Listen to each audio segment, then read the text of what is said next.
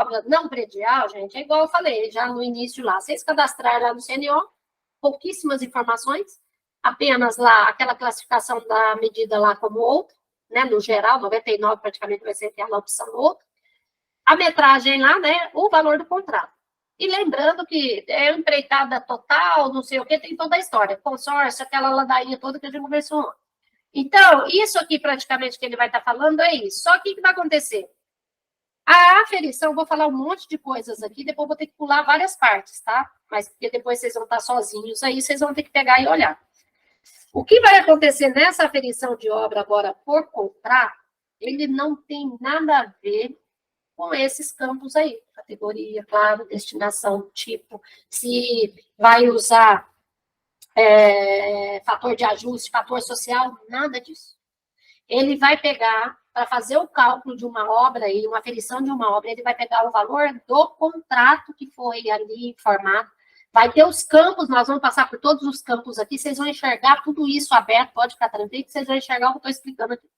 Então, vocês vão visualizar lá o valor do contrato, ele vai fazer o cálculo em relação às contribuições previdenciárias para achar o valor a que ele vai te cobrar os encargos. Então, é com base no total do seu contrato. Agora é o seguinte, quem já fez ali comigo os cursos de INSS, quem entende as retenções na fonte, por isso que eu falo que algumas coisas eu tenho que conversar bastante e não tem jeito para vocês entenderem. Quem trabalha na construção civil e mexe com isso sabe que a maioria desses serviços aí tem seção de mão de obra empreitada, tem aquela famosa retenção na fonte dos 11%. A Natália sabe que ela passou pelo curso comigo lá no Ensino dos Fundos. Então, aquela retenção dos 11% que os contribuintes sofrem na fonte, para efeito aqui, para bater aqui nessa aferição de obra, não serve para nada. Aí você vai falar, ferrou. Ô, Adriana, mas peraí, você que tem uma obra lá, não sei o quê, tem mais de 100 mil de retenções, mais de 200 mil de retenções, normalmente obras no contrato são valores altos. Aí você vai falar assim, e agora? Eu perdi aquele dinheiro? Não é que você perdeu. Mas para efeito aqui, nesse primeiro momento, ele não vai ser utilizado para nada. O que vai ser considerado aqui são todas as remunerações da mão de obra dos seus trabalhadores na sua obra. Próprios, de terceiros, MEI, autônomos. Estas remunerações é que vão ser abatidas aqui, na parte de aferição por contratos. Então, por isso que é o que eu falo que é mais preocupante, quem tem obras que, de repente, se vai ser obrigado a ter essa inscrição, é obra não predial, vai ter que se atentar muito, porque essas retenções que eu falei que elas não vão ser aproveitadas aqui, o crédito que você tem delas, porém, o mesmo embasamento legal para efeito dessas retenções nas suas notas, eles serão utilizados aqui para fazer o cálculo agora da sua aferição. Aí você vai falar, como assim? O que você está querendo dizer, Adriana? Estou querendo dizer que hoje, para vocês poderem, um prestador de serviço, prestou um serviço de mão de obra para o seu cliente. Aí ele tem lá 10 funcionários na sua obra. Ele emitiu a sua nota lá, beleza, para receber, e aí na nota ele falou, deixa eu ver aqui. Pelo INSS, ele vai definir qual que é o INSS daquele serviço que ele prestou. Então, eu explico isso em detalhes, aqui não dá, é no curso de INSS, né? Porque aí lá eu falo, olha, vocês que prestam serviços aí, que tem retenções na fonte de INSS da Lei 9.711, que é essa, dos 11%, ou até de 3,5%, que está envolvido também, vocês têm que enquadrar o seu contrato corretamente, meus amigos. Hoje, a normativa, vocês podem até anotar para depois vocês irem olhar para entender melhor o que eu estou falando aqui. Vocês vão ter que ir lá na Instrução Normativa 2110, vocês já até enxergaram ela ontem, que eu mostrei lá, ó, da importância dela junto com essas duas. Então, vocês vão lá, depois vão olhar nos artigos 116, 117, 118, 119.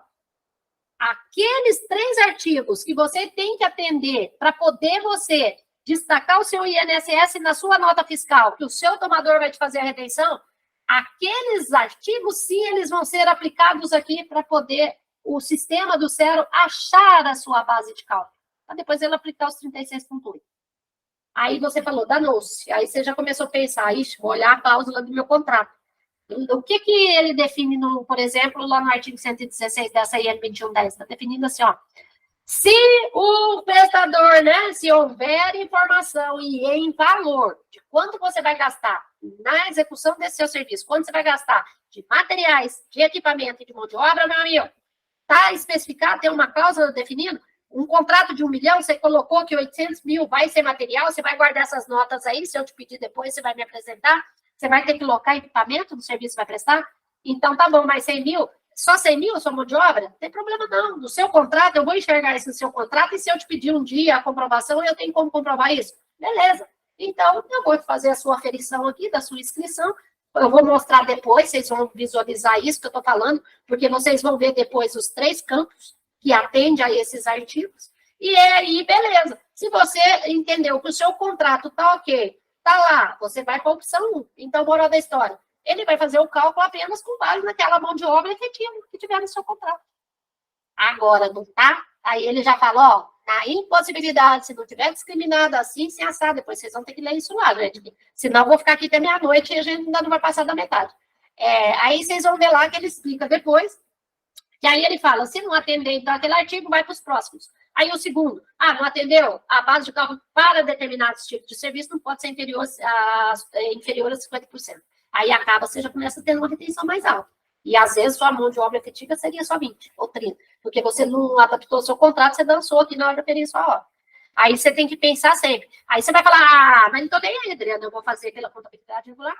Aí você falou que posso fazer pela contabilidade regular, o CEL vai apurar, mas ele vai me cobrar nada. Tá bom, mas e lá na frente? Numa eventual fiscalização, o que ela pede? A primeira coisa, o contrato. Ela olha o seu contrato, vai ver que não está de acordo com o que você fez aqui na aferição. Ela fala, você não está com contabilidade regular, não, meu amigo. Então, estava errado o que você fez. Moral da história, te desclassifica a contabilidade e entra no que eu te falei. Ela vai bater o que teve de crédito e vai pegar e mandou ver, entendeu? E cobra a diferença. Então, é isso que eu falo. Eu tenho que conversar muito para explicar, para vocês entenderem, mas eu acho que é a melhor forma de explicar para vocês captarem, do que eu ficar aqui lendo isso, aquilo, e não é nem o correto, né?